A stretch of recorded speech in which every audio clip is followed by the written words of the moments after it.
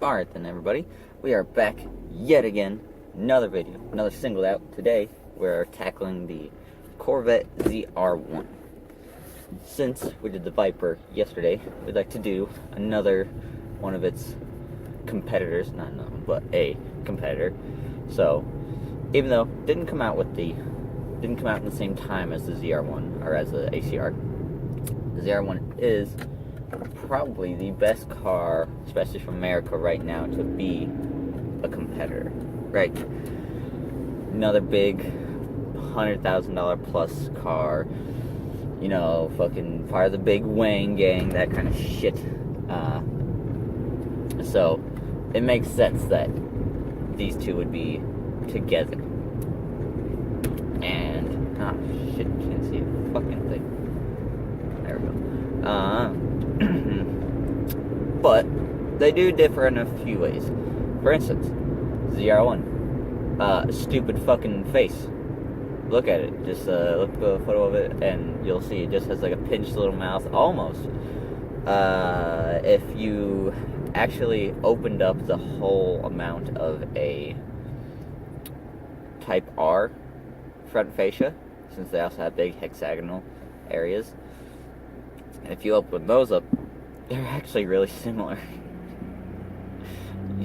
Find a $150,000 or possible $150,000 Corvette. It's got the same fucking stupid face as a Type R. Not a lot of people know about or realize. But that doesn't mean it's a bad car. It's a really good car. 750 torque, 750, not torque. What am I saying? 755 horsepower, 715 torque. That's a big number. Really big.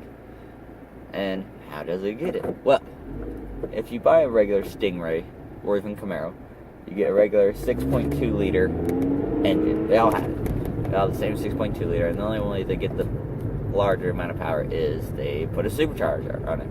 And in this case of the ZR1, they give it a bigger throttle body to 95 millimeters, which is the largest throttle body that Corvette has ever made.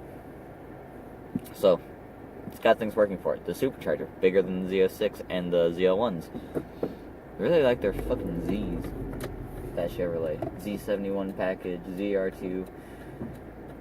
Really like the Zs. Anyways, the supercharger atop the ZR1 is a 2.46 gallon supercharger. Now, that number might not mean a whole lot, but if we look at Dodge and we look at its Hellcat, its supercharger is 2.3, 2.5, so about as big as that, but smaller than the Demon at 2.7. So, and that number is how many of gallons per air it moves per revolution. And the way a supercharger works is it forces more air with little spinning turbines further into your engine, so you have more oxygen and more bang. That's how they work. Typically, you need to add a little bit more fuel, but that's how they work. So, bigger supercharger, more air, more faster. That's how that works. And the best thing about, for me, any supercharged vehicle, and especially the ZR1 and all the ZR1s that have come, except for I think the one back in, what was it, Gen 3, back in like 1960 or something. Maybe it was a little later than that. No, Gen 3 was later than that, so it must have been Gen 2. Anyways, they've all come with a big old massive supercharger. Unlike the one from the C6 generation, it doesn't have that like a glass little see-through window to see the supercharger. Oh well, but it does come with a massive motherfucking carbon fiber scoop that is not actually part of the hood. It actually is the top of the supercharger, which Chevy really likes to say, like, oh, our engine is exposed. That's the engine. No, that's not the engine. It's just the top cover of a supercharger. I mean, yeah, it's still amazing, and the amount of carbon fiber that you can get on these vehicles is really good, and some people have had an issue with the weave. So the weave on carbon fiber is the lines, since technically it is a quote-unquote woven material. So sometimes people have had an issue where some of the lines don't match up and things like that, and that can be a real like sore eye kind of thing. Like, you just, once you see it, you can't not see it when you go look out to your car. But oh well. It weighs 3,560 pounds, 3,560 pounds, which people were really afraid that was going to be a lot heavier than the regular Z06 because of the extra cooling, because the Z06 had an issue where it just, if you drove on track too much, it would get hot. But they fixed it, especially with that more opened up front grille, things like that, so they fixed that issue. And then other cool things about the ZR1 is the ZTK package. Now, when you think ZR1, you usually think ZTK, with the massive wing, the splitter, more aggressive arrow all around, things like that. And you usually think about it in that Sebring orange color that's starting to get really old. But that's what you think about. And that's how they've shown it. But you can get a ZR1 for 120 grand without all of that stuff on it. You can get just a regular looking Corvette, if you so pleased. So it'd be a lot cheaper than the ZTK package, but the ZTK package comes with all of the, also, if I'm not mistaken, it just comes with all the luxury amenities on the inside and things like that. So there is that going for you, you know.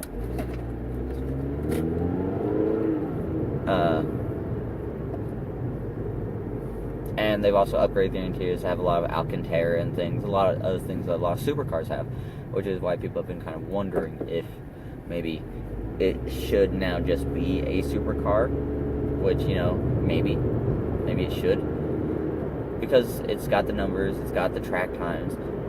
The only issue is it's still a engine in the front, loud motherfucking American V8 that the world just doesn't want to accept as being, I mean, essentially, Europe doesn't want to accept it as being as good as their cars, kind of thing. It's still just a brash vehicle. I mean, look at it. The fucking thing stands out like a sore thumb no matter where you are. So do all supercars, but it's like not quite as angular and as crazy as a Lamborghini, but it's not as smooth as a McLaren or a Ferrari. So there's in a weird spot where some people don't like to think it's as good as it is, sadly. And I will say the Corvette has been a very good anti-venom for the Dodge Viper. It's been very well at kind of pushing it down. And one of the reasons that you might not hear too much about the ZR1 anymore is because it's still not that moddable. With the LT5 engine, can't do anything with the ECU yet, sadly, to my knowledge. Every ECU has to be like cracked and before you can tune it, and they haven't gotten to that point yet, but they will. They always will. Someone will figure it out eventually. Some smart people in the world, they'll get there. So I like the ZR1. Wish they would just get rid of that stupid fucking face, and hopefully the C8 mid-engine Corvette comes out and it's really cool. Hopefully they can keep the new retro design and not go back to the stupid fucking old C6, C5 generation that all the old guys want, or some people that say, oh, it's not a Corvette, it doesn't look like a Corvette. Well, the last few couple Corvettes have been the exact same. Let's change it up. So we'll see. If you want a forced induction engine, ZR1. If you want naturally aspirated, ACR. If you want comfier, ZR1. If you want aggressive, ACR. So that's how those two stack up together. But, you know, it's just you gotta look at those and see where you want to go. 120 grand or 150 grand if you want to go for the high-end ZR1. Now, for tomorrow, or the last vehicle, we're gonna do the Ford GT, and this will be an interesting one because it's It's a little different than everything else on it, and I got some fucking shit to say about that one, but we'll get there. So, as always, comment any cars or any feedback, like, subscribe, and I will see you in the next video.